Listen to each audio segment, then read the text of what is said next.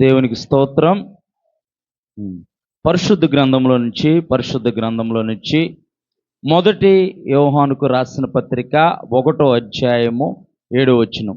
పరిశుద్ధ గ్రంథంలో నుంచి మొదటి యోహానుకు రాసిన పత్రిక 1వ అధ్యాయము 7వ వచనం.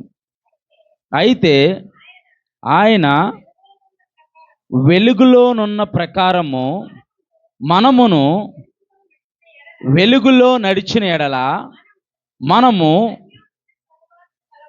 అన్యోన్య సహవాసం గలవారమై ఉందుము. 1వ అధ్యాయం 7వ వచనం అమ్మ. 1వ అధ్యాయం 7వ వచనము. సావు కలిగి ఉందుము. చదవం తర్వాత చదువు. అప్పుడు ఆయన కుమారుడైన యేసు రక్తము ప్రతి పాపము నుండి మనలను పవిత్రులుగా చేయును. దేవుని నామానికి మహిమ కలుగును గాక. పరిశుద్ధ గ్రంథమైన బైబిల్లో దేవుని ఒక వాక్యం చెప్పమనేట్టుగా దేవుడు అంటున్నాడు, నేను పరిశుద్ధుడై ఉన్న ప్రకారము మీరు కూడా పరిశుద్ధులై ఉండుడి అని దేవుని ఒక వాక్యం చెబుతుంది. ఆయన పరిశుద్ధుడు, నిష్కలంకుడు, నిర్దోషి, ఇట్టి ప్రధాన యాజకుడు మనకు సరిపోయిన వాడని చెప్పేసి హెబ్రీయులు రాసిన పత్రికలో దేవుని ఒక వాక్యం చెబుతుంది. ఆయన పరిశుద్ధుడై ఉన్న ప్రకారము మనము కూడా పరిశుద్ధుడై ఉండాలి. పరిశుద్ధులుగా మనం జీవించాలి. పరిశుద్ధులకు తగినట్టుగా మనం జీవించాలి. పరిశుద్ధ గ్రంథమైన బైబిల్లో పరిశుద్ధమైన అంశాలు ఉన్నాయి. అవేంటో ఈ మధ్యకాల సమయంలో మనము కొన్ని ధ్యానిద్దాం సమయానుకూలంగా. సమయము ఇప్పుడు కరెక్ట్గా 12:20 అవుతుంది. 12:20 టైం అవుతుంది. 12:17 అవుతుంది. నేను కొంచెం ఫాస్ట్ పెట్టుకుంటాను, ఎందుకంటే త్వరగా వెళ్ళాల్సి ఉండేదాన్ని. ఒక 5 నిమిషాలు ఫాస్ట్ పెట్టుకుంటాను. 12 అవుతుంది. మరి సమయానుకూలంగానే నేను కూడా ముగించాలని ఆశపడుతున్నాను. ఎండ తీవ్రంగా ఉంటుందన్నమాట. మొదటి యోహానుకు రాసిన పత్రిక 1వ అధ్యాయం 7వ వచనం మనం చదువుకుందాం. యేసుక్రీస్తు రక్తము పవిత్రమైనది. ఏవి పవిత్రమైనవి అనే అంశాన్ని మనం ధ్యానిస్తున్నాం. యేసుక్రీస్తు రక్తము పవిత్రమైనది. ఆయన వెలుగులో ఉన్నలాగున మనము కూడా వెలుగులో నడిచిన ఎడల. ఆయన వెలుగై ఉన్నాడు. ఆయన వెలుగై ఉన్నాడు కనుకే మనల్ని, ఆయన వెంబడిస్తున్న మనల్ని, ఆయన విశ్వసిస్తున్న మనల్ని, ఆయన కుమారులైన మనల్ని, ఆయన పిల్లలమైన మనల్ని అంటున్నారు, మీరు లోకమునకు వెలుగై ఉన్నారు. దేవుని నామానికి మహిమ కలుగును గాక. వెలుగును వెంబడించేవారిగా మనం ఉంటే, వెలుగులో నడిచేవారిగా మనం ఉంటే, దేవుడు మహిమా స్వరూపైన దేవుడు, ఆయన వెలుగు అయి ఉన్నాడు. ఆ వెలుగు లోకము గ్రహించలేక ఉంది. లోకము చీకటితో బ్రతుకుతుంది. ఆ వెలుగు యేసు ప్రభువారే. మనము అన్యోన్య సహవాసం కలిగిన వారిగా, దేవునితో ఒక సత్సంబంధం కలిగిన వారిగా మనం ఉంటూ ఆయన వెలుగులో మనం నడవాలి. అపవాది చీకటి సంబంధి. అపవాది చీకటి క్రియలు చేయటానికి లోకంలో ఉన్న జనుల్ని ప్రేరేపిస్తున్నాడు. వారిని వెలుగులో రావనివ్వటానికి వాడికి ఇష్టం లేదు. ఎందుకంటే దుష్టుడైన అపవాది, దుష్టుడైన సాతాను చీకటి సంబంధి. చీకటి వెలుగుని గ్రహించలేకపోతుంది. లోకము గుడ్డితనంలో బ్రతుకుతుంది, వెలుగును గ్రహించలేకపోతుంది. ఆయన వెలుగై ఉన్న ప్రకారము మనము కూడా ఆయనకి వెలుగులో నడిచిన ఎలా అంటే ఆయన మాటకు విధేయత కలిగి, ఆయన మాటకు మనం విధేయత కలిగి జీవించిన వారిగా మనం ఉండాలి. ఆయనతో అన్యోన్య సహవాసం కలిగిన వారిగా మనం ఉంటే, ఆయన కుమారుడైన యేసుక్రీస్తు రక్తము ప్రతి పాపము నుండి మనలను పవిత్రులుగా చేస్తుంది. నడవటం అంటే ఆయనతో కలిసి మనం జీవించటము, ఆయనతో కలిసి మనం సహవాసం చేయటము. మనం ఆయనతో ఎలా సహవాసం చేస్తామనంటే, వారం వారం ఆయన యొక్క మందిరానికి రావటము, వారాంతరపు కూడికలకి రావటము, ప్రత్యేకమైన కూడికల్లో మనం పాలు పంపులు పొందటము, దినదినము ఉదయకాలము, సాయంకాలము, రాత్రికాల సమయంలో ఆయన సన్నిధిలో మనం గడపటము, అన్యోన్య సహవాసం గలవారిగా మనం జీవిస్తూ ఆయనతో మనం నడిస్తే యేసు ప్రభువారి యొక్క పరిశుద్ధ రక్తము ప్రతి పాపము నుంచి మనల్ని పవిత్రులుగా చేస్తుంది. మనం వెలుగు సంబంధం గనక చీకటితో మనకి పొత్తు లేదు. మనం ఏర్పరచబడిన వారము, మనం ప్రత్యేకపరచబడిన వారము. మళ్ళీ మనం చీకటిలోకి వెళ్ళకూడదు. ఆయనతో నడిచేవారిగా మనం ఉంటే, ఆయనతో మనం సహవాసం చేసేవారిగా మనం ఉంటే, ఆయన పరిశుద్ధ రక్తము ప్రతి పాపము నుంచి మనల్ని పవిత్రులుగా చేస్తుంది. దేవుని నామానికి మహిమ కలుగును గాక. మొదటి అంశము, యేసుక్రీస్తు రక్తము పవిత్రమైనది. ఆయన పవిత్రమైన రక్తము మనల్ని పరిశుద్ధులుగాను, నిర్దోషులుగాను, నిష్కలంకులుగాను మనల్ని కడిగివేస్తుంది. మనలో ఉన్న అపరాధాన్ని తొలగించిపోయేస్తుంది. మనలో ఉన్న దోషాన్ని కడిగివేస్తుంది. మనలో ఉన్న మలినాన్ని కడిగివేస్తుంది. మనము ఆయనతో అన్యోన్య సహవాసం గలవారిగా మనం జీవించాలి. దేవుని నామానికి మహిమ కలుగును గాక. పవిత్రపరచబడటం అని అంటే మనలను పాపం యొక్క మురికి నుంచి కడిగివేయటమే. మనం లోకంలో జీవించేటప్పుడు మనకి ఇష్టానుసారంగా మనం బ్రతికాం, మనకి నచ్చినట్టు మనం బ్రతికాం. మనల్ని దేవుడు ప్రేమించి, దేవుడు మన పైన కృప చూపించి, ఆయన పరిశుద్ధ రక్తంతో మనల్ని నీతిమంతులుగా కడిగాడు. ప్రియమైన దేవుని సంగమ, మనం కూడా పరిశుద్ధులుగా మనం జీవించాలి. ఆయన పరిశుద్ధమైన రక్తము ప్రతి పాపము నుండి మనలను పవిత్రులుగా చేస్తుంది. దేవుని నామానికి మహిమ కలుగును గాక. 12వ కీర్తన 6వ వచనం. 12వ కీర్తన 6వ వచనం. తర్వాత అంశం ఏంటంటే దేవుని మాటలు పవిత్రమైనవి. మొట్టమొదటిది యేసుక్రీస్తు రక్తము పవిత్రమైనది. రెండో మాట యెహోవా మాటలంటే దేవుని మాటలు పవిత్రమైనవి. చదువమ్మా. యెహోవా మాటలు పవిత్రమైనవి, అవి మట్టి మూసలో 7 మార్లు కరిగి ఊదిన వెండి అంత పవిత్రములు. ఎంత పవిత్రములంట? వెండిని కంసాలివాడు మట్టి మూసలో వేసి వేడి చేసి 7 సార్లు వేడి చేసి కరిగిచ్చి దాంట్లో ఉన్న వ్యర్థమంతా తీసేసి నిర్మలమైన వెండినే వాడు వస్తువుగా తయారు చేస్తాడు. దేవుని మాటలు పవిత్రమైనవి. భాగ్యాన్ని దేవుడు మనకిచ్చాడు. దేవుని సంగమా, ఆయన పవిత్రమైన మాటలు మనం వినటానికి దేవుడు కృప చూపించాడు. లోకంలో గనులు ఉన్నారు, లోకంలో గొప్పవారు ఉన్నారు, లోకంలో పేరుగాంచిన వారు ఉన్నారు. వారెవరు కూడా దేవుని యొక్క మాటలు వినటానికి ఆసక్తి కలిగిన వారు లేరు. కానీ ఈ యొక్క మధ్యకాల సమయంలో వచ్చిన నీవు ధన్యుడివి, ధన్యురాలివి. దేవుని నామానికి మహిమ కలుగును గాక. యెహోవా మాటలు, దేవుని మాటలు పవిత్రమైనవి.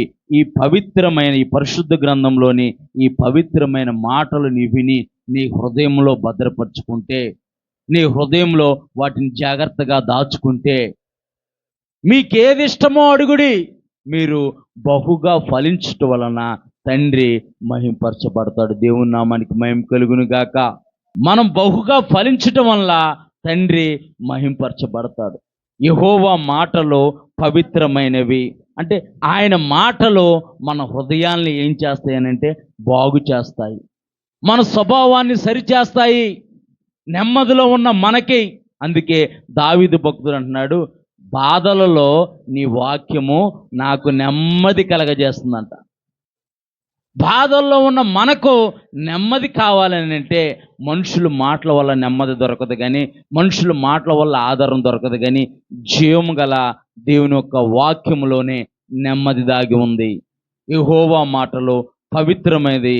పాపి పంకిలమైన మన జీవితాల్ని, పాపంతో నిండిపోయి ఉన్న మన హృదయాల్ని, పాపంతో నిండిపోయి ఉన్న మన దేహాల్ని ఆయన పరిశుద్ధమైన వాక్యముతో ఆయన శుద్ధి చేస్తాడు. దేవుని మాటలు ఎందుకు పవిత్రమైనవి అంటే దేవుని మాటలు సత్యమైనవి గనక, దేవుని మాటలు నిజమైనవి గనక, దేవుని మాటల్లో ఏ దోషమో లేదు, ఏ అపవిత్రత లేదు.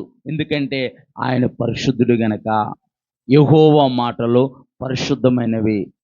పరిశుద్ధమైన ఆ మాటలు వినటానికి వచ్చిన నీవు ధన్యుడివి, ధన్యురాలివి. దేవుని నామానికి మహిమ కలుగును గాక. యెహోవా మాటలు పరిశుద్ధమైనవి, అవి మట్టి మూసలో 7 మార్లు కరిగి ఊది వెండినంత పవిత్రములైనవి. ఈ శక్తిగల మాటలు నీ వింటే, ఈ శక్తిగల మాటలు వినటానికి నీవు ఆలకిస్తే, ఈ శక్తిగల మాటలు వినటానికి నీవు వేగిర పడితే, దేవుడు నీ జీవితంలో ఉన్న పాపాన్నంతటినీ తొలగించి, నీ దేహంలో దాగబడి ఉన్న మలినాన్నంతటినీ ఆయన వాక్కు చేత పవిత్రుడిగా, పవిత్రాలుగా చేస్తాడు. దేవుని నామానికి మహిమ కలుగును గాక.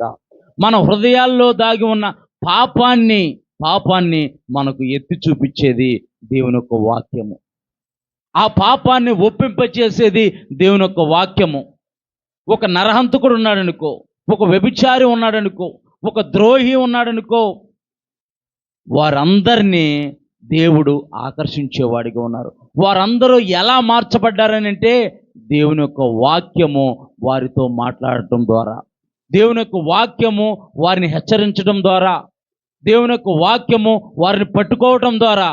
యెహోవా మాటలు పవిత్రమైనవి. జైల్లో ఎంతోమంది ఉంటారు.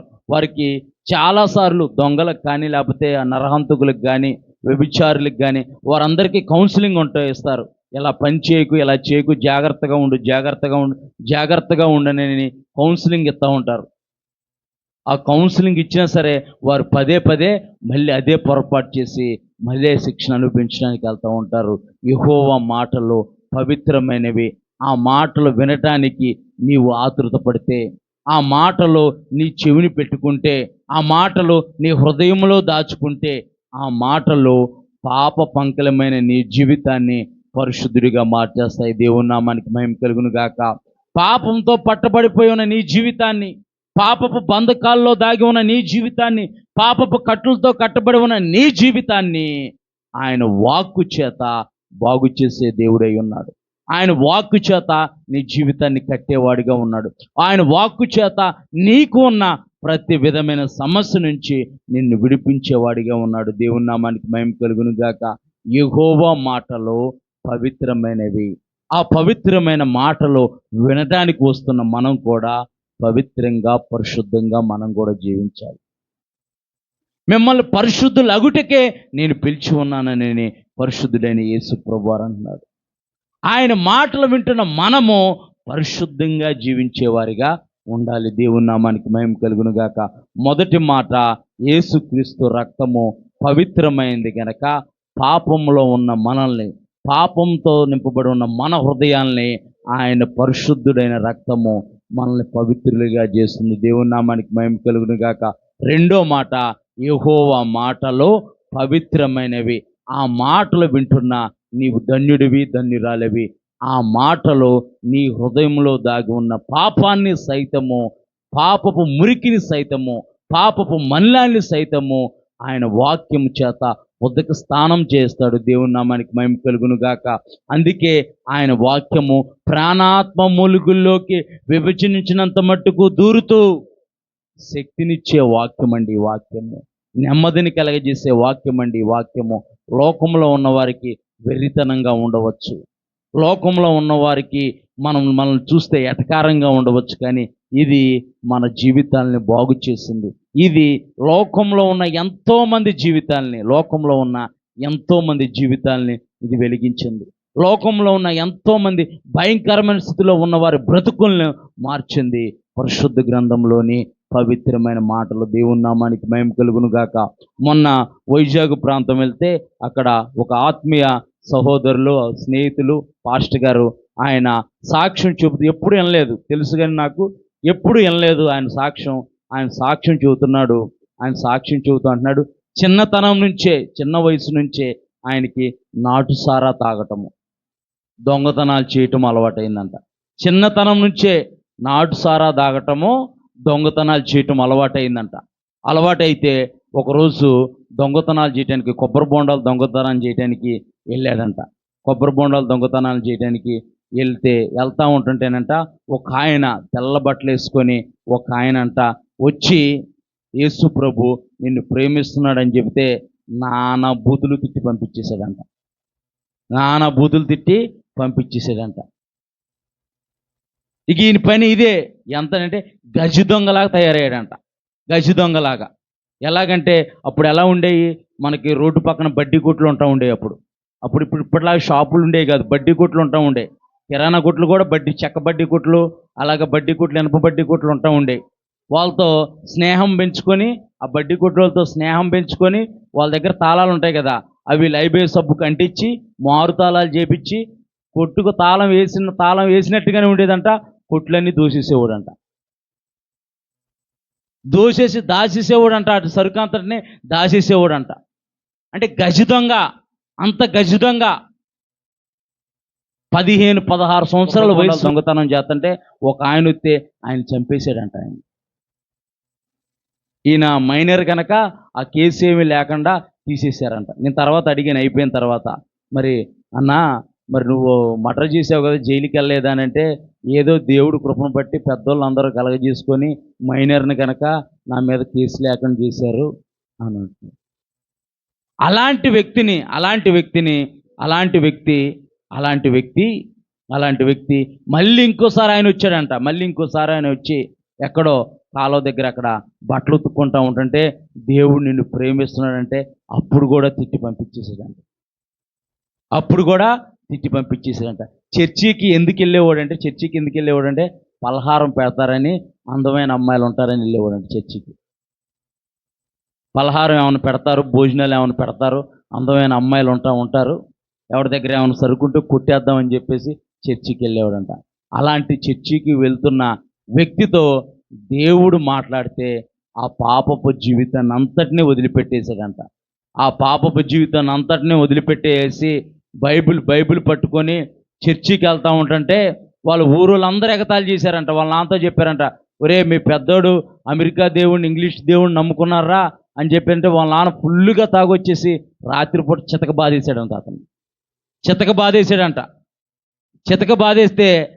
బాధేసి ఈయన పొడుకుని పోతే ఈయన భయంతో ప్రార్థన చేసుకుంటున్నాడంట.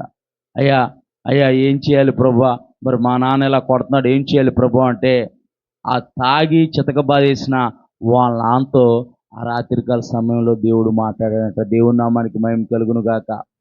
ఆ రాత్రికాల సమయంలో దేవుడు మాట్లాడితే తెల్లారి పొద్దున్నే లేచి ఇతని దగ్గరకు వచ్చి ప్రార్థన చేయరా అని అన్నాడంట. ఈయనేంటి ప్రార్థన చేయమంటున్నాడు, మళ్ళీ కొడతాడేమో బాబా, నిజం ప్రార్థన చేయమంటున్నాడు మళ్ళీ కొడతాడేమోనని వణుకొచ్చేసిందంట.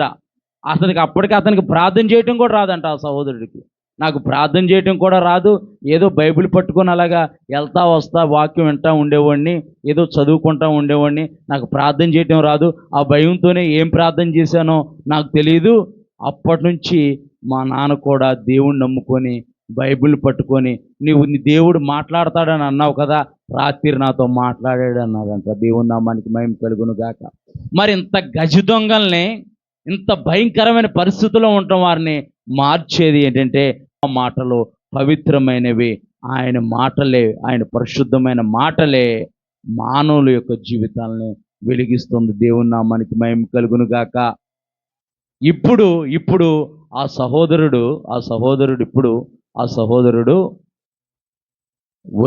వైజాగ్ మున్సిపల్ కార్పొరేషన్లో మంచి ఉద్యోగం చేస్తున్నాడు. దేవుని నామానికి మహిమ కలుగును గాక.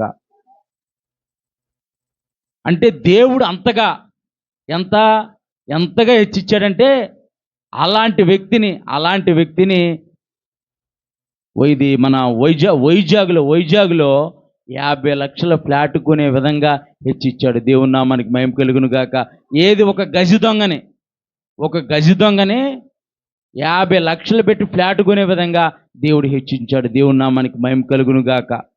అంటే పూర్తిగా ఆయన మీద ఆధారపడితే ఆయన మాటలు అంత పవిత్రమైనది. దేవుని నామానికి మహిమ కలుగును గాక. చూద్దాం మూడో మాట చూద్దాం. 19వ కీర్తన 9వ వచనం. 19 యెహోవా యందలి భయము పవిత్రమైనది. ఏ భయం అంట? యెహోవా యందలి భయము పవిత్రమైందంట. ఎందుకు దేవుని అందలి భయము పవిత్రమైందనంటే, ఇప్పుడు భార్యాభర్తల సంబంధం కానీ, తల్లి పిల్లల సంబంధం కానీ మనం జాగ్రత్తగా గమనిస్తే, ఆ, భర్తకి నచ్చినట్టు భార్య ప్రవర్తించిద్దా? భార్యకి నచ్చినట్టు భర్త ప్రవర్తిస్తాడా? ఎందుకు ప్రవర్తించడు? తల్లిదండ్రులకి నచ్చినట్టు పిల్లలు ప్రవర్తిస్తారా? ప్రవర్తించే వాళ్ళు ఉన్నారు. నిజంగా నిజంగా తల్లిదండ్రులకి లోబడి జీవించేవారు చాలామంది ఉన్నారు. ఒకవేళ వారు ప్రవర్తిస్తే దాన్ని ఏమంటారు? భయం లేదని వాళ్ళు అంటారు. ఏమంటారు?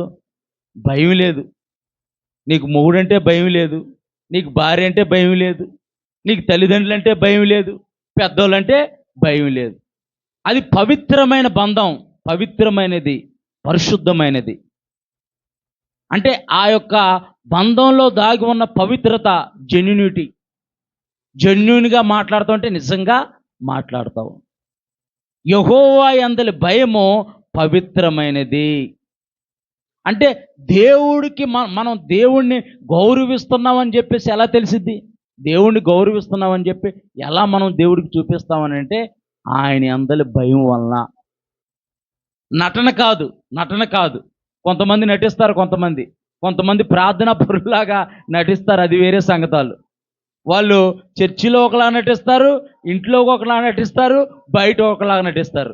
ఆ నటన ఎప్పుడో ఒకసారి ముసుగు తీయబడిద్ది అన్నట్టు ఎప్పుడో ఒకసారి బయటపడిద్ది. దేవుని నామానికి మహిమ కలుగును గాక. దేవుడు వేషధారణ లక్ష్య పెట్టే దేవుడు కాదు. వేషనైనా క్షమిస్తాను కానీ వేషధారణ అస్సలు క్షమించను అన్నాడు. అక్రమం చేయవారులారా నా యొద్ద నుండి పొండి అంటున్నాడు. వీళ్ళందరూ నటించేవారు, శాస్త్రులు పరిశీలిలాగా ఉండేవారు వీళ్ళనమాట. వీరు ఆచారపరమైన భక్తిని పాటించేవారు, ఆచారబద్ధంగా వారు జీవించేవారు. క్రైస్తత్వం అంటే మతం కాదు, క్రైస్తత్వం అంటే మార్గము. దేవుని నామానికి మహిమ కలుగును గాక. సత్యమైన మార్గము, జీవం కలిగిన మార్గము. ఆ మార్గాన్ని మనం వెంబడిస్తున్నాం.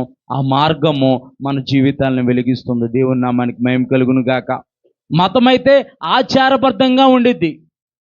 మతము మనిషి యొక్క ఆలోచన నుంచి పుడితే, మార్గము దేవుని యొక్క ప్రాణత్యాగం వల్ల వచ్చింది. దేవుని నామానికి మహిమ కలుగును గాక.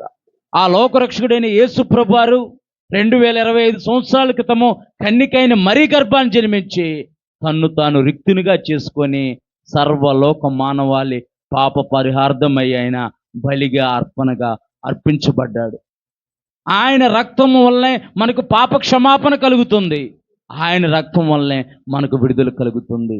యెహోవా యందలి భయము పవిత్రమైనది అని అంటే ఆయన్ని మనము గౌరవించే విధంగా ఉండాలి, ఆయనకు మనము లోబడే విధంగా ఉండాలి. ఒక్కోసారి మా అబ్బాయి బయటికి ఆడుకుంటానికి వెళ్తానంటాడు. సరే వెళ్ళమంట, నన్ను అడుగుతాడు ఫస్ట్ ఒకసారి. సరేలే ఏమి విన్నట్టు నేను మెదలకుండా ఊరుకుంటాను. వాళ్ళ అమ్మని అడుగుతాడు 2-3 సార్లు. వాళ్ళ అమ్మేమో నా మీద పెట్టిద్ది, మీ డాడీని అడిగిల్లని అనిద్ది. సరేలే ఇక వెళ్తాడులే అని చెప్పేసి పంపించేసేస్తాను. టైం చెప్పిద్ది, పలానా టైంకి వచ్చేసి ఎలా వచ్చేస్తానంటాడు. ఈ పలానా టైంకి రాకపోతే ఫోన్ చేసిద్ది, ఎక్కడున్నాడో అర్థమైపోయింది. ఎవరో ఒకరు తెలుసు ఇంటి దగ్గర ఆడుతున్నాడు, ఎవరో ఒకరు ఇంటి దగ్గర ఆడుతూ ఉంటాడు. ఫోన్ చేసి మా వాడు ఉన్నాడనంటే సరే వాళ్ళ డాడీ అర్జెంటుగా రమ్మంటున్నాడని చెప్పు అని చెప్పింది. అని నా పేరు ఎందుకు వాడుతుంది వాళ్ళమ్మ అంటే గౌరవం. మా డాడీ వచ్చి నన్ను కొడతాడేమో. మరి ఈ లోక సంబంధంగా మనం ఆ రకంగా భయపడుతుంటే, మరి మనం సృష్టించి మన కొరకు ప్రాణం పెట్టిన దేవునికి మనం ఎలాంటి గౌరవం ఇవ్వాలి, మనం ఎలా లోబడాలి? దేవుని అందలి భయము పవిత్రమైనదంట.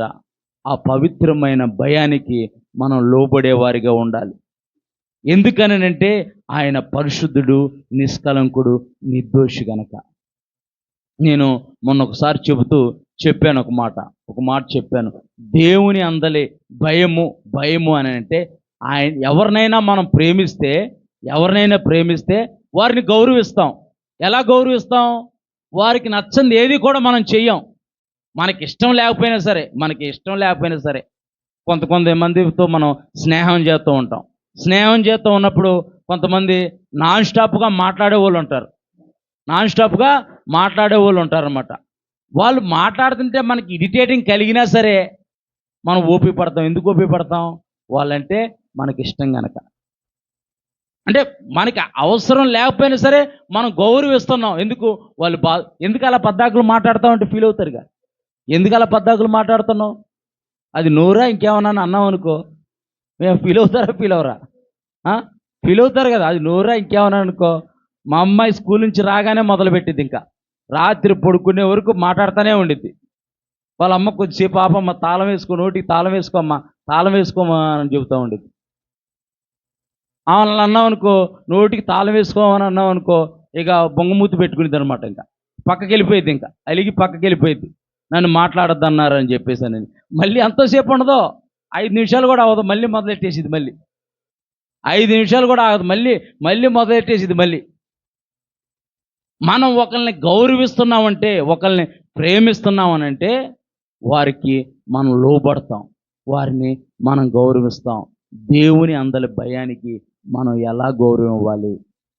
దేవునికి మనం ఎలా గౌరవిస్తే దేవుడు బలా మంచి దాసుడని మెచ్చుకుంటాడు. ఆయన మనుషుల యొక్క పైరూపాన్ని లక్ష్య పెట్టేవాడు కాదు, హృదయాంతరంగాన్ని లక్ష్య పెట్టే దేవుడు. నీ హృదయంలో దేవుడికి ఎలా గౌరవిస్తున్నావో పైకి కనపడకపోవచ్చు, కానీ క్రియలు లేని విశ్వాసము మృతమని దేవుని ఒక వాక్యం చెబుతుంది. క్రియలు లేని విశ్వాసం మృతం. ఒకవేళ నీకు విశ్వాసం కలిగి ఉంటే విశ్వాస సంబంధమైన క్రియలు నువ్వు చూపించాలి. దేవుడిని నువ్వు ఎలా గౌరవిస్తున్నావు? కొంతమంది దగ్గర వాక్యం చెప్పడానికి వెళ్తాను, చర్చిల్లో వాక్యం చెప్పడానికి వెళ్ళినప్పుడు మోకాలు వేయండి అని చెప్పేసి గట్టిగా అరిసినా సరే మోకాలు వేయరు. మోకాలు వేయమని, మోకాలు వేయకుండానే బలారాధన తీసుకుంటారు కొంతమంది. మోకాళ్ళు వేయకుండానే దేవుని సన్నిధిలో ఒప్పుకోకుండానే బలారాధన తీసుకుంటూ ఉంటారు. పిల్లలైనా సరే కళ్ళు మూసుకొని ప్రార్థన చేసుకుంటూ ఉండండి. అందరు కళ్ళు మూయండి, ప్రార్థన అంటే అందరు కళ్ళు మూయండి అంటే కొంతమంది అంటూ ఉంటారు, కొంతమంది ఇట్లా అంటూ ఉంటారు. కొంతమంది నిజం చాలా కోపం మొత్తం ఉండేది. కళ్ళు మూయండి అంటే ఇలా కళ్ళు మూసుకోవాలి, కళ్ళు మూయండి అని అంటే అంతే కదా. కళ్ళు మూయండి అంటే ఎలాగైనా కొంతమంది అంటూ ఉంటారు. పెద్దోళ్ళు కూడా అంటే అంటూ ఉంటారు. కళ్ళు మూసుకోమంటే కళ్ళు మూసుకోవాలి. అంటే నువ్వు కళ్ళు మూసుకోవటం వల్ల ఏంటంటే ఏకాగ్రతతో, నేను కళ్ళు మూసుకొని, చాలామంది మీరు కళ్ళు మూసుకొని వాక్యం ఎందుకు చూతారంటే ఏకాగ్రతతో. ఇప్పుడు నేను కళ్ళు తెరుచుకొని చెప్పడం వల్ల కాదు, దేవుని మాట మిమ్మల్ని వెలిగించాలి, దేవుని మాట మీకు ఆదరణ కలిగించాలి, దేవుని మాట మీ జీవితాన్ని కట్టాలి. అది అంటే కళ్ళు మూసుకోవటం వల్ల ఏంటంటే ఏకాగ్రత, అంటే పక్కకు అటు ఇటు చూడడం, ఎవరిని చూడడం. కళ్ళు మూసుకొని ప్రార్థన చేయడం అంటే అదొక గౌరవం. మోకరిచ్చాలని అంటే అదొక గౌరవం. లోబడటం. మన ఇంటికి ఎవరైనా పెద్దోళ్ళు వచ్చారనుకో, వాళ్ళ ముందు మనం కూర్చుంటామా? వాళ్ళ ముందు మనం కూర్చోం. మన ఇంటికి ఎవరైనా పెద్దోళ్ళు వచ్చారనుకో, వాళ్ళ ముందు మనం కూర్చోం.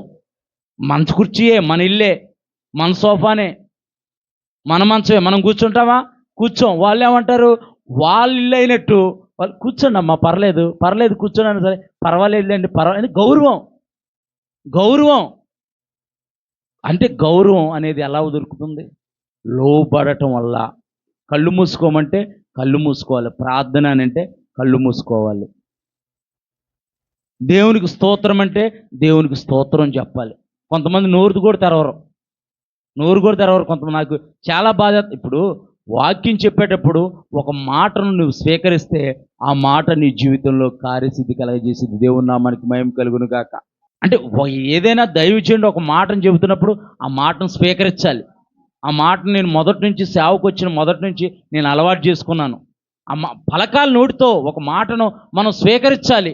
ఒక మాటను స్వీకరిస్తూ ఉంటుంటే ఆత్మ కూడా మన మధ్యన సంచారం చేసిద్ది. దేవుని నామానికి మహిమ కలుగును గాక. ఇంకా దైవజనుడికి ఏమనిపించింది అంటే, అబ్బా వాక్యం అంటున్నారు, ఇంకా చెప్పాలి, ఇంకా మరొకసారి వచ్చినప్పుడు ఇంకా లోతుగా వారికి బోధించాలని దైవజనుడు కూడా మోకాల్లోని ప్రార్థన చేసుకుంటాం. ఏదైనా చెప్పాలంటే వాక్యం చెప్పేయచ్చు. మామూలుగా నిలబడితే వాక్యం చెప్పచ్చు. కానీ దేవుడు వీరితో మాట్లాడాలి, వీరు నేర్చుకోవాలి. దేవుని ఒక వాక్యాన్ని వీరు నేర్చుకోవాలి. ఏదో వెళ్ళాం కదా, చెప్పాం కదా అన్నట్టు ఉండకూడదు. నేను ఎప్పుడు అలా అనుకోను. నేను ఎప్పుడు అవసరమైతే సమయం తీసుకుంటా, సమయాన్ని సద్వినియోగం చేసుకుంటా. సమయం తీసుకుంటా. ఎందుకంటే చెప్పాలంటే బైబిల్ తెరిచి చెప్పేయచ్చు. బైబిల్ తెరిచి ఏదో ఒక వాక్యం అందుకొని ఏదో ఒక 4 పెట్టకథలు చెప్పి అవి చెప్పి ఇవి చెప్పి నవ్విచ్చి చెప్పేయచ్చు. సమయం అయిపోయింది అరగంట. అది కాదు. దేవుడు యొక్క ఆత్మ సంబంధమైన విషయాలు మీరు తెలుసుకోవాలి. మీరు ఎదగాలి దేవుళ్ళో. అది ప్రాముఖ్యం. దేవుడు కూడా దేన్ని చూస్తాడంటే ఈ పనినే చూస్తాడు. నా పని అప్పచెప్పాను, రాత్రి ఊగిపోతుంది. రాత్రి అంటే నిద్ర ఊగిపోతుంది నాకు. ఫోన్లో సేవ్ చేసుకొని మళ్ళీ పొద్దున్నే అలారం పెట్టుకొని లేపి నేను రాసుకుంటూ మా పిల్లల్ని లేపి మా ఆవిడని లేపి రెడీ అవ్వండి అని అరవటం, వాళ్ళని లేపటం, రెడీ అవ్వండి అని అరవటం. మళ్ళీ అక్కడికి వెళ్తే మళ్ళీ అక్కడ బల్లారాధన వాక్యం చెప్పేసి అయిపోయిన తర్వాత మళ్ళీ రాసుకొని. ఎందుకనంటే ఆతృత, దేవుడి యొక్క పని చెయ్యాలని ఆతృత. వారికి తెలియాలి, వారికి కొన్ని మాటలు నేర్చుకోవాలి. వారికి స్పష్టంగా మనల్ని నమ్మి, దైవజనుడిని నమ్మి మనల్ని పిలుస్తున్నారు. మనం నిస్వార్థంగా పనిచేయాలి సంఘం ఎదుట అనే ఆతృత. దీన్నే దేవుడు చూస్తాడు. యెహోవా యందలి భయము పవిత్రమైనది. త్వరగా చూసుకుందాం. సామెతల గ్రంథము 15వ అధ్యాయము 26వ వచనం. సమయం అయిపోతున్నప్పుడే సామెతల గ్రంథము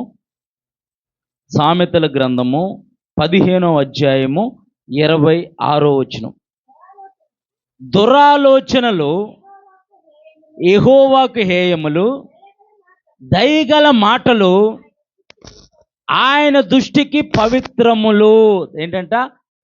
4వ మాట, దయగల మాట ఆయన దృష్టికి పవిత్రం. అంటే దయగల మాట పవిత్రములు. దయగల మాట అంటే ఎదుటివారిని ఆదరించే మాట, ఎదుటివారిని బలపరిచే మాట, ఎదుటివారిని ఓదార్చే మాట, ఎదుటివారిని తట్టే మాట, ఎదుటివారికి నెమ్మది కలగజేసే మాట, దయగల మాట. ఇది దేవుని స్వభావము. ముందుగానే రాయబడి ఉంది. మొదటి చదువమ్మ. దురాలోచనలు యెహోవాకు హేయం. దురాలోచన అంటే ఒకడు పాడైపోవాలి, ఒకడు నాశనం అయిపోవాలి. వాడు నాకంటే బాగా ఎదుగుతున్నాడు, వాడు మొన్న వచ్చినప్పుడు వాడికి ఏమీ లేదు, ఇప్పుడు వాడు బండి కొనుక్కున్నాడు. మొన్న వచ్చినప్పుడు వాళ్ళకి ఏమీ లేదు, ఇప్పుడు ఇల్లు కట్టుకున్నారు. మొన్న వచ్చినప్పుడు వాళ్ళకి ఏమీ లేదు, ఇప్పుడు ఫ్రిడ్జ్ కొనుక్కున్నారు, టీవీ కొనుక్కున్నారు, కూలర్ కొనుక్కున్నారు, ఏసీ కొనుక్కున్నారు. దురాలోచనలో వాడు ఎలాగైనా పాడైపోవాలి. ఏమీ లేదు, వాడేమో మనకు ₹1 ఎవడో కూడా ₹1 వాడు ఆపదలో ఉన్నామంటే ఒకడు సాయం చేయడు. దురాలోచనలు, దుష్టుని యొక్క ఆలోచనలు, ఎదుటివారి క్షేమాన్ని కోరుకోకుండా, ఎదుటివారి మంచిని కోరుకోకుండా, ఎదుటివారు బాగుపడాలని కోరుకోకుండా వారు పాడైపోవాలని కోరుకునేది దుష్టుడి ఆలోచనలు, దురాలోచనలు. దుష్టులు సంబంధంలో అలాగ ఆలోచిస్తారు. దావీదు రాజు అయితే సౌలు దేవునికి విరోధంగా జీవించటం వల్లే దావీదుని దేవుడు రాజు చేశాడు కనుక, లేకపోతే ఆయన స్వాస్థ్యమంతటి మీద అధిపతిగా నేను నియమించాను అంటాడు. దేని మీద? స్వాస్థ్యమంతటి మీద అంటే ఇక తరతరాలు, సౌలు తరతరాలు కూడా ఇంక ఏ రాజు ఏలటానికి వీలు లేకుండా దేవుడు అంత నిర్ణయాన్ని తీసుకున్నానని చెప్పేసి దేవుడు స్టేట్మెంట్ ఇస్తున్నాడు. అలాంటిది ఎవరు పాడు చేసుకున్నారంటే సౌలే తన చేతులారా దేవుని మాట వినకపోవటం వల్ల పోగొట్టుకున్నాడు. దాన్ని పోగొట్టుకొని దేవుడు దావీదుని కనుగొని దావీదుని రాజుగా అభిషేకిస్తే గొల్యాదుని ఎవ్వరు చంపలేకపోతే దేవుని యొక్క ఆత్మ ద్వారా దావీదే గొల్యాదుని హతమందిస్తే ఊరేగింపు జరుగుతున్నప్పుడు సౌలేమో 1000 కొలది, దావీదునేమో 10,000 కొలది అన్నారు. అవునే కదా? సౌల్ని ఏమన్నారు? సౌల్ని 1000 కొలది, దావీదుని 10,000 కొలది. ఇప్పుడు నేను చంపలేకపోయాను, దావీదు చంపాడు. ఆ స్థుతికి కానీ, ఆ ఘనతకి కానీ, ఆ గౌరవానికి కానీ దావీదు అర్హుడు అని భావిస్తే, ఏది జ్ఞానం కలిగిన వాడు సౌలు ఎంతటి వాడనంటే ఇజ్రాయేల్ అందరూ నుంచుంటే వారందరిలో కల్లా హైట్ కలిగిన వ్యక్తి, సుందరుడు, దేహదారుణ్యం కలిగిన వ్యక్తి, జ్ఞానం కలిగిన వ్యక్తి, దేవునికి లోబడేవాడు, దేవుని ఆత్మను పొందుకున్నవాడు. అసూయ చేత పతనానికి ముందు ఏమి నడిచిందంట? గర్వం నడిచిద్దంట పతనానికి ముందు. దేవుని యొక్క స్వభావం ఎలాంటిదని అంటే మనకి లేకపోయినా సరే ఎదుటివారి మేలు కోరుకోవాలి. నేను సేవకు వచ్చిన కొత్తలో అనేక మంది ఆత్మీయ సహోదరులు పరిచయం అయ్యారు. అయితే వాళ్ళతో ఒక మంచి సహవాసం కలిగి ఉండేవాడిని.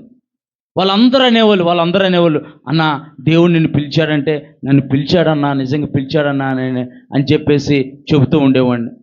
నేను చెబుతూ ఉంటే కూడా వాళ్ళని కూడా బలపరిచేవాడిని. ఈ రోజులాగా ఉండదు, దేవుడు నువ్వు చాలా మంచి ప్రార్థనా పరుడు, దేవుడు నిన్ను వరాలతో నింపాడు, దేవుడు నిన్ను ఆశీర్వదిస్తాడు, దేవుడు నిన్ను మంచిగా ఒక సేవకుడిగా నిన్ను వాడుకుంటాడని బలపరిచేవాడిని. అప్పుడు నా స్థితి ఏంటంటే నాకే దిక్కానం లేదు, ఒక మాటలో చెప్పాలంటే. అంటే ఎదుటివారు మేలు కోరుకోవాలి. మనం ఎలాగైతే ఉంటామో మనకంటే ఎక్కువగా వారు ఉండాలని మనం ఊహించుకోవటమే కాదు, అది కార్యరూపంలో మనం చూపించాలి. దేవుని ఒక కీ చెబుతాను. కీ అంటే ఒక మంచి ఒక చిట్కా చెబుతాను. మంచి చిట్కా ఏంటంటే మన జీవితంలో ఏదైనా మేలు జరగాలి అని అంటే మనము ఎదుటివారి విషయంలో క్షేమాన్ని కోరుకోవాలి.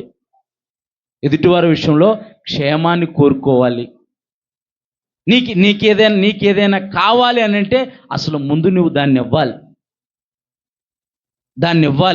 నీకేదైనా కావాలి అని అంటే ముందు నువ్వు దాన్ని ఎదుటివారికి ఇవ్వాలి. నేను సేవకు వచ్చిన కొత్తలో హైదరాబాదులో ఉద్యోగం రిజైన్ చేసేసి దేవుని సేవ కొరకు నేను ఒక ప్రేయర్ టవర్లో నేను కనిపెడుతూ ఉండేవాడిని. రాత్రి పగలు ఇంటికి వెళ్ళేవాడిని కాదు, వెళ్తే వారానికి ఒకసారి ఎప్పుడో ఒకసారి ఇంటికి వెళ్తూ ఉండేవాడిని. ఆ టైంలో నాకు వచ్చిన ఆఫరింగ్ కానీ, నాకు ఎవరైనా ఆఫరింగ్ డబ్బులు ఇచ్చినా సరే మా ఆవిడకి ఇచ్చేసేవాడిని. నువ్వు జాగ్రత్తగా వాడుకో, డబ్బులు ఎప్పుడు నా దగ్గర డబ్బులు ఉంటాయో తెలియదు, నువ్వు జాగ్రత్తగా సర్దుబాటు చేసుకొని జాగ్రత్తగా వాడుకో, ఏమైనా అవసరమైతే నాతో చెప్పు అని చెప్పేసానని నేను ₹5 బన్న కొనుక్కొని తినేవాడిని. బన్న ఎందుకు తింటామంటే బన్ను ఆకలిని చంపేసిద్ది. బన్న ఏం చేసిద్ది? ఆకలిని చంపేసిద్ది. బన్న తింటే ఆకలిని చంపేసిద్ది. ₹5 దిల్ పసంద్ అని ఉండిద్ది అనమాట. దాని మధ్యలో ఇలా కట్ చేసి ఒక క్రీమ్ లాంటిది పెట్టి ఉండిద్ది అనమాట, రెడ్ కలర్లో పెట్టి ఉండిద్ది అనమాట. ₹5 అది. ఇది 2014-15 స్టోరీ ఇది. అది తినేవాడిని అనమాట. అది తినేసి గమ్ముకొచ్చేసి ప్రేయర్ టవర్లో నేను ప్రేయర్ చేసుకుంటూ ఉండేవాడిని. ఒక ఆత్మీయ సహోదరుడు ఉన్నారన్నమాట. అతనిది వేరే ఊరు. అతను కూడా ఇలాగే సేవ నిమిత్తం వస్తే అతన్ని ఒక సహోదరుడు చేర్చుకున్నాడు. ఒక సహోదరుడు ఒక రూమ్లో షెల్టర్ ఇచ్చాడు. ఆయన ఉద్యోగస్తుడు.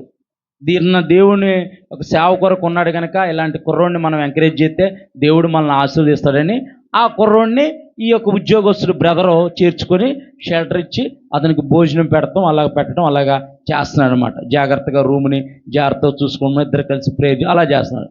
ఈ తమ్ముడు ఏం చేశాడు? నేను భోజనం చేయట్లేదని చెప్పేసి అసలే ఆయనకే ఒకడు పెడుతుంటే వీడు దాన్ని అక్కడ తినకుండా బాక్స్ పెట్టుకొని తీసుకొచ్చాడు. నిజం, బాక్స్ పెట్టుకొని తీసుకొచ్చి అన్న భోంచేద్దు రా అని అన్నాడు. భోంచేద్దు రా అని అంటే భోజనం ఎక్కడదరా అని అంటే అప్పుడు తెచ్చానన్న, నేను రూమ్లోంచి తెచ్చాను, వండాను, నీకోసం వండాను రా అని చెప్పాడు. రా అంటే వెళ్ళి తింటుంటే నాకు ఎందుకో డౌట్ వచ్చింది. ఈడే ఒకటి దగ్గర ఉంటున్నాడు, నాకు ఇప్పుడు నేను పలానా ఆయనకి భోజనం వండుకొని వెళ్తానంటే ఆ రూము ఎంత మంచోడైనా ఎవరు వండుకుంటారు? ఇప్పుడు ఒక రోజు వండుకుంటాం, రేపు అట్లాగే ఇప్పుడు వాళ్ళు కష్టపడి పని చేసుకునేవాళ్ళుగా మన న్యాయంగా ఆలోచిస్తే.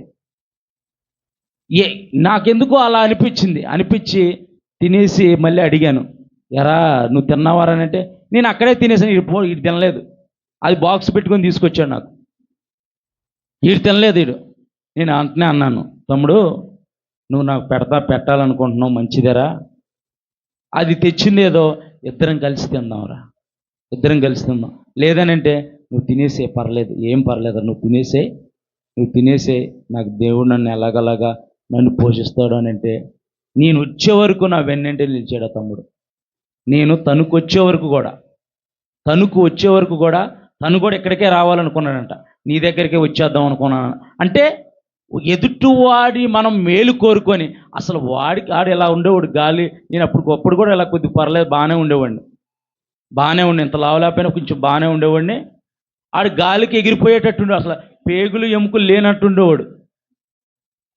వాడు తినటం మానేసి మళ్ళీ ఇంకేంటంటే తను ఎవరైనా పిలిస్తే, ప్రార్థన చేయడానికి పిలిస్తే నన్ను తీసుకెళ్ళేవాడు కూడా. అన్న రా అన్న, పలానోళ్ళు ప్రార్థన చేయమంటున్నారు, వెళ్దాం అని చెప్పేసి ప్రార్థన చేద్దాం, వాళ్ళకి పరిచయం చేస్తాను, సేవకుడని పరిచయం చేస్తానన్న. అంటే మనకి లేకపోయినా సరే మనం ఇప్పుడు ఆ కుర్రోడు, ఇప్పుడు నేను గర్వంగా కాళ్ళు ఎగరేసుకొని చెబుతున్నాను, కాళ్ళు ఎగరేసుకొని చెప్పుకోగలుగుతున్నాను. అతను ఇప్పుడు మంచి కారు కొనుక్కొని హైదరాబాదులో మంచి పరిచర్య చేస్తున్నాడు. దేవుని నామానికి మహిమ కలుగును గాక. నేను చెప్పాను ఈ రోజులాగా ఉండదు తమ్ముడు అని అంటే, అవునన్నా నా పరిస్థితి ఎలా ఉందన్నా, అప్పుడప్పుడు వెళ్ళినప్పుడు మధ్యలో వెళ్తూ ఉండేవాడినప్పుడు కలిసి ఇలా ఉందన్నా ప్రార్థన చేయి వెళ్ళినప్పుడల్లా తన రూమ్కి తీసుకెళ్ళి ప్రార్థన చేయించుకొని కొంచెం ఆఫరింగ్ ఇచ్చి పంపించేవాడు. ఏమన్నా మంచి వస్తువులు ఎవరైనా ఇస్తే కనుక ఆయన నాకు ఇచ్చేవాడు, షూ కానీ ఏమన్నా ఇస్తే నాకు ఇచ్చేవాడు. అన్న ఇవి నీకు బాగుంటాయి, నువ్వు వాడుకో అన్నా, నువ్వు సేవ చేస్తున్నావు కదా అని చెప్పేసి.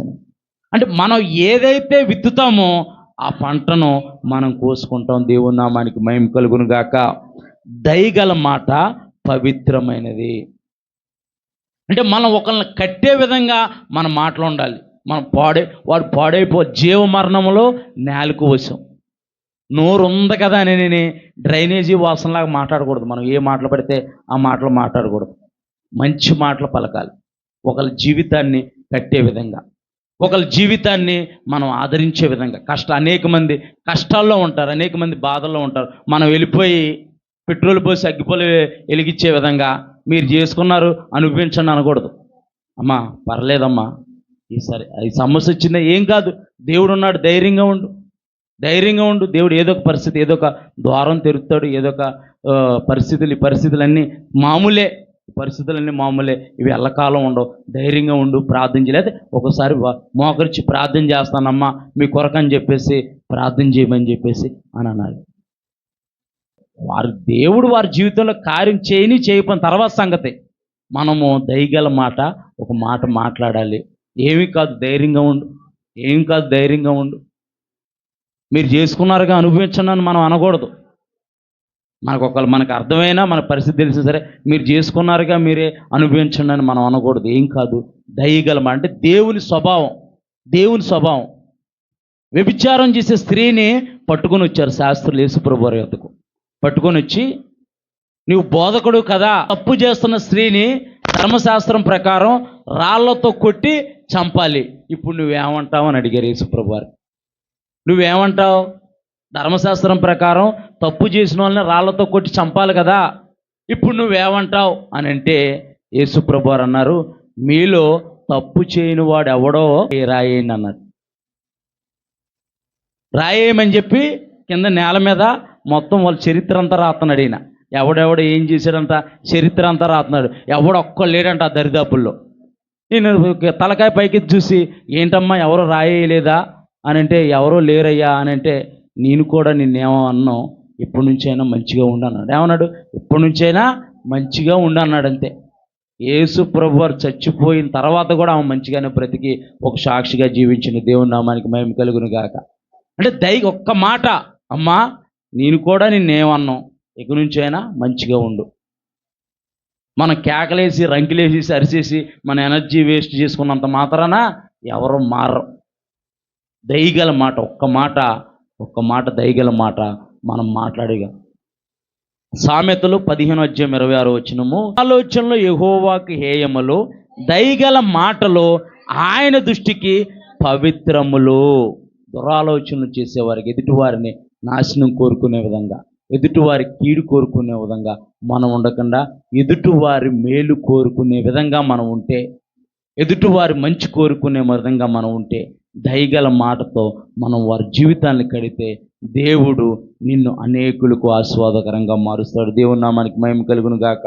4 మాటలు అయిపోయాయి, టైం కూడా అయిపోతుంది. లాస్ట్ 5వ మాట ఒకటి చూసుకుందాం. 6 రాశాను, 7 ఉన్నాయి కానీ 5, 6 రాశాను నేను. లాస్ట్ మాట చూసుకుందాం, టైం అయిపోతుంది కనుక, మరి భోజనం టైం కూడా అవుతుంది. యాకోబు రాసిన పత్రిక యాకోబు రాసిన పత్రిక 1వ అధ్యాయము 27వ వచనం. యాకోబు రాసిన పత్రిక 1వ అధ్యాయము 27వ వచనం. తండ్రి అయిన దేవుని ఎదుట పవిత్రము, ఏదంట? తండ్రి అయిన దేవుని ఎదుట పవిత్రమును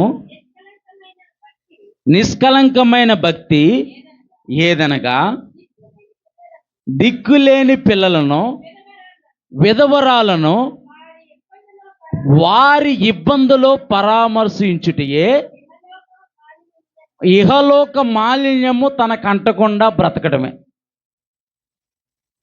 ఏది అని అంటే 5వ పాయింట్ ఏంటంటే దిక్కు లేని వారికి సహాయం చేయటం పవిత్రమైంది. మనకు నచ్చిన వాళ్ళకి కాదు, మనకిష్టమైన వాళ్ళకి కాదు, దిక్కు లేని వారికి. దిక్కు లేని వారంటే మనకంటే తక్కువ స్థాయికి. నాకే లేదు నేనేం చేయను అంటారా మీరు? నాకే లేదు నేనేం చేయను అంటారా? మనం ఆలోచించాలి. మనకంటే తక్కువ స్థాయి వారికి, అణగార్చబడిన వారికి, ఆకలితో అలమటించే వారికి, ఇబ్బందుల్లో ఉన్నవారికి, సమస్యల్లో ఉన్నవారికి నువ్వు అంతా సాయం చేయవలసిన, కొంత సాయం చేయి. నీ దగ్గర 100 రూపాయలు ఉన్నాయా? 10 రూపాయలు ఇవ్వు చాలు. 10 రూపాయలు ఉన్నాయా? 1 రూపాయి ఇవ్వు. 9 రూపాయలు ఉంచు, 1 రూపాయి ఇవ్వు. చదువు ఒకసారి, అదే వచ్చిన చదువు. తండ్రి అయిన దేవుని ఎదుట పవిత్రమును నిష్కలంకమునైన భక్తి ఏదనక ఇక్కడ యాకోబు భక్తుడు రాస్తూ అంటున్నాడు. భక్తి అంటే ఏంటి? ఆచారబద్ధమైన ఆచారాలు పాటించటం కాదు, చేతులు కడుక్కోవటం కాదు, కాళ్ళు కడుక్కోవటం కాదు, మొహం శుభ్రం చేసుకోవటం కాదు, తలస్నానం చేయటం కాదు, మంచి తెల్లని వస్త్రాలు కట్టుకోవటం కాదు. ఇది కాదు భక్తి అంటే. దేవుని ఎదుట గంటలు నువ్వు మోకరించి గోజాడి ఏడ్చి ప్రార్థన చేయ. తండ్రి అయిన దేవుని ఎదుట నిష్కలంకమైన భక్తి ఏదనంటే పవిత్రమును, నిష్కలంకమైన భక్తి అంటూ పవిత్రమైన భక్తి అంటున్నాడు. పవిత్రమైన భక్తి ఏదనంటే దిక్కులేని పిల్లలను, విధవరాలను, దిక్కులేని పిల్లలు చాలామంది ఉంటారు. చాలామంది దిక్కులేని పిల్లలు. మీరు సంవత్సరానికో నెలకో ఎప్పుడో ఒకసారి బాగా పేదగా ఉన్న పిల్లలకి బట్టలు, వస్త్రాలు ఏయో ఒకటి ఇవ్వండి. మనం వాడుకుని, మన పిల్లలు ఎదిగిపోతూ ఉంటారు. మనం వాడికి 5-6 జతలు కొంటూ ఉంటాం. వాడు 1-2 సార్లు వేసుకుంటాడు, వాడు ఎదిగిపోతూ ఉంటాడు. మేము అట్లాగే ఆనంద పాస్టర్ గారు, మేమందరం, మాకు జీసస్ గాస్పల్ టీమ్ అని ఉందన్నమాట.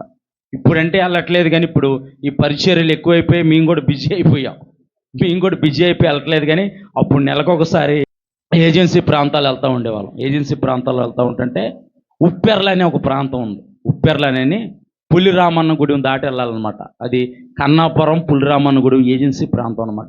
అవన్నీ దాటి వెళ్ళిన తర్వాత ఉప్పెర్ల అనే ప్రాంతంలో అక్కడ దాదాపు ఒక 50 నుంచి 60 మంది పిల్లలు ఉన్నారు, చిన్నపిల్లలు. ఒక ప్రాంతంలోనే, ఒక గుడిలోనే 50 నుంచి 60 మంది చిన్న పిల్లలు ఉన్నారు. మేము ఇప్పుడు మా టీం అంతా ఏం చేసేదని అంటే, ఆనంద్ పాస్టర్ గారు ఏం చేసేవాళ్ళని అంటే, వాళ్ళందరికీ చిన్న డ్రింకులు, బిస్కెట్ ప్యాకెట్, చాక్లెట్ ప్యాకెట్, బట్టలంతా స్వీకరించేవాళ్ళం.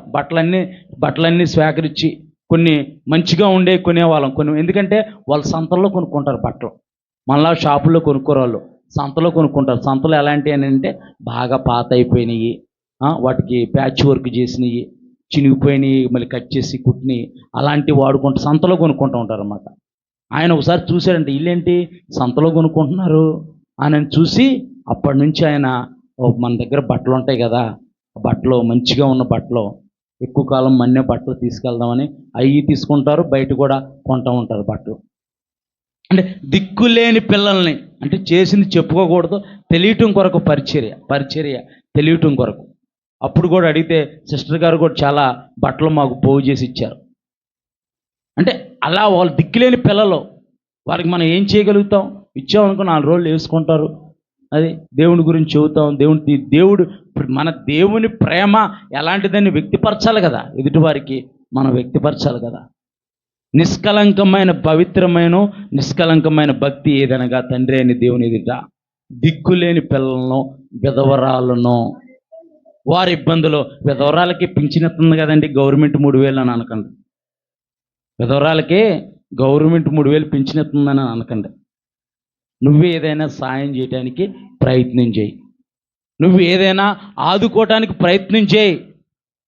ఒకసారి మా ఆత్మీయ దైవజనులు వాక్యం చెబుతూ దేవుని ఆత్మ ద్వారా ప్రేరేపించబడి ఆయన వేరే దూర ప్రాంతం మమ్మల్ని అందరినీ, మా టీం అందరినీ తీసుకొని అక్కడ కొన్ని రోజులు అక్కడ మీటింగ్స్కి వెళ్ళాలన్నమాట. మాకు ఈ ట్రావెల్కి దీనికి చాలా డబ్బులు అయిపోతే ఆయన ఏమన్నాడంటే, ఈ వారం ఎందుకో దేవుడు నాకు ప్రేరేపిస్తున్నాడు, మా ఇంట్లో కానీ లేకపోతే మినిస్ట్రీలో కానీ ఎక్కడ కూడా నాన్ వెజ్ ఈ వారం, అంటే నాన్ వెజ్ మానేయటం వల్ల వచ్చిన డబ్బులన్నీ పోగేసి దేవుడు పరిచర్యకు వాడాలని అనుకున్నాను. ఈయన అట్లా అన్నాడో లేదో, సంఘం అంతా కూడా నాన్ వెజ్, మేము కూడా నాన్ వెజ్ మానేసేస్తున్నాం ఈ వారం అని చెప్పేసి డబ్బులన్నీ ఇచ్చారు వాళ్ళు కూడా. వాటిలన్నింటిని పట్టుకొని ఇప్పుడు మనం ఎదుటి వాళ్ళ దగ్గరికి వెళ్తున్నాం, వాళ్ళ దగ్గర ఆశించాలి. అట్లా వాళ్ళు ఎలాంటి పరిస్థితుల్లో ఉంటారో మనకు తెలియదు. పెట్రోల్ ఖర్చుకు కూడా వస్తుంది. చాలామంది ఏమనుకుంటే వీళ్ళకి ఫారిన్ పండు వస్తుంది ఫారిన్ పండుగ కదా, అరటి పండు కూడా రాదు. చాలామంది చాలామంది అడిగారు నన్ను, అండ్ మీకు ఎంత వచ్చిందండి ఫండ్ అని అన్నారు. ఫండా పొలమా ఏమి లేదు బాబా, నేను అంతా గాల్లోకి చూస్తూ ఉంటాను, దేవుడే మంచి గాలి వేస్తూ ఉంటాడు, అలాగా వెళ్ళిపోతూ ఉంటానని చెప్పాను నేను. నిజం, చాలామంది అడిగారు, మీరు భలే ఉంటారండి మీరు అని అంటారు. భలే ఉంటానంటే మరి నేను ఎట్టుండు? ఏమీ లేనోళ్ళలాగా ఉంటున్నా.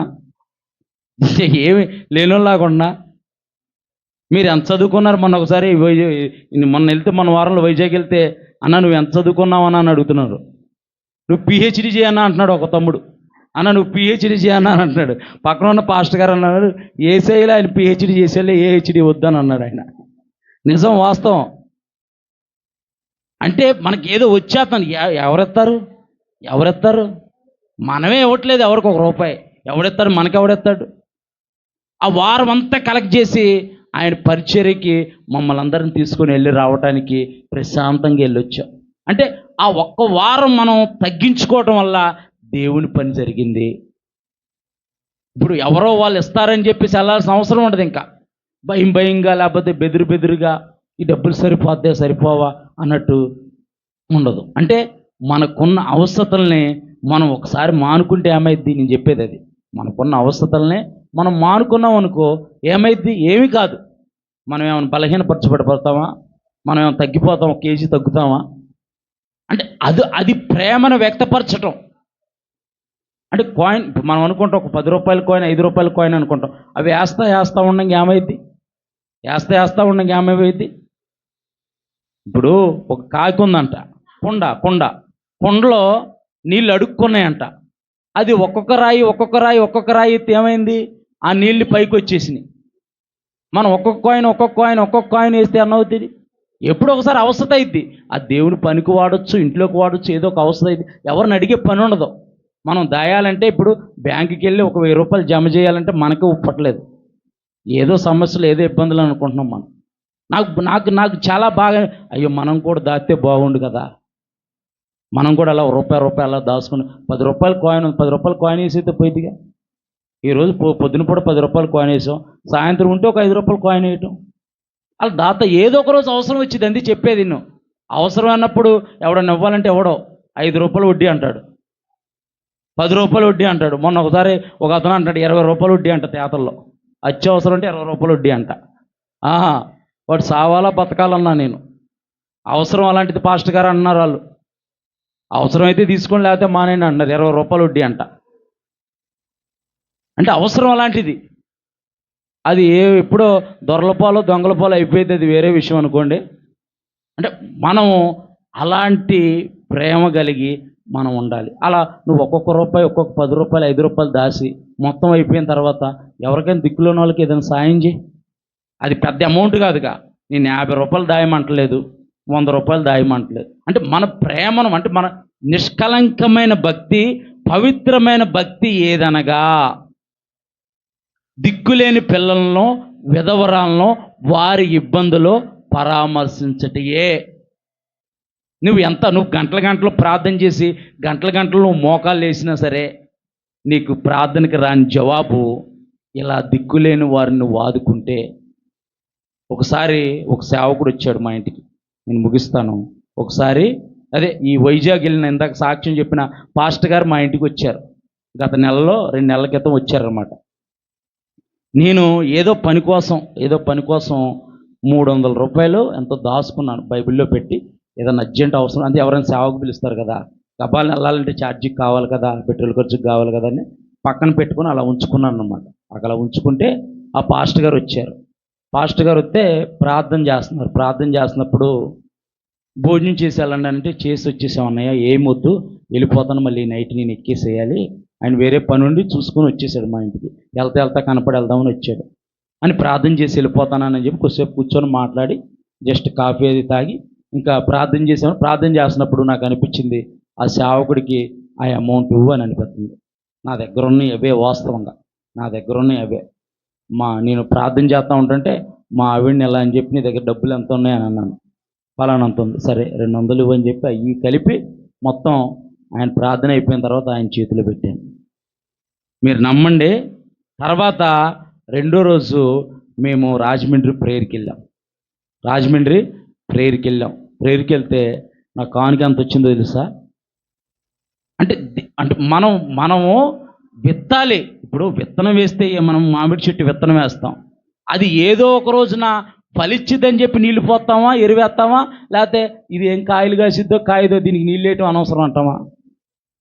అది కాసిద్దా కాయపోయినా ఏదైనా తుఫాను వచ్చినప్పుడు ఇరిగి పడిపోయిద్దా మనం ఏం చేస్తాం?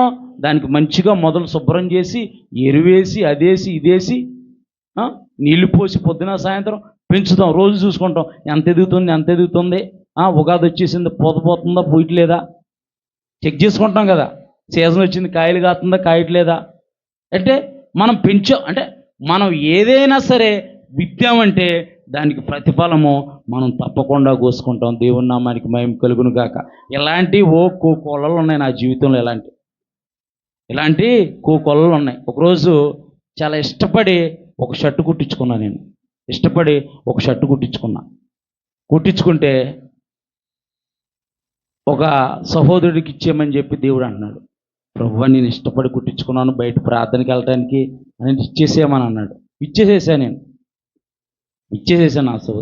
అలాంటి కోకోళ్ళు అంటే దేవుడు మనతో మాట్లాడితే మనం చెయ్యాల్సిందే. దేవుడు మనం మాట్లాడితే మీకు చేయాలి. మీకు గుర్తుందో లేదో, ఒక చెల్లికి బస్ స్టాండ్లో ఉంటే బస్సు ఎక్కుతుంటే నేను డబ్బులు ఇచ్చాను దేవుడు మాట్లాడితే అని చెప్పాను. నేను ఇక్కడ సాక్ష్యం మీకు గుర్తు లేదనుకుంటా. వాళ్ళ మ్యారేజ్ డే, ఆ రోజున వాళ్ళ మ్యారేజ్ డే అని చెప్పాను, మీకు గుర్తు లేదనుకుంటా. అంటే మనం విత్తిన విత్తనం ఎప్పటికైనా సరే అది ఫలించిద్ది. దాని ఫలాలు మనం తినటం కాదు, మన ద్వారా అనేకులు చూస్తారు. దేవుని నామానికి మహిమ కలుగును గాక. త్వరగా ఒకసారి పాయింట్లు చూసుకుందాం. త్వరగా చూసుకుందాం. మొట్టమొదటి పాయింట్ చెబుతాను, ప్రార్థన చేసేసేద్దాం.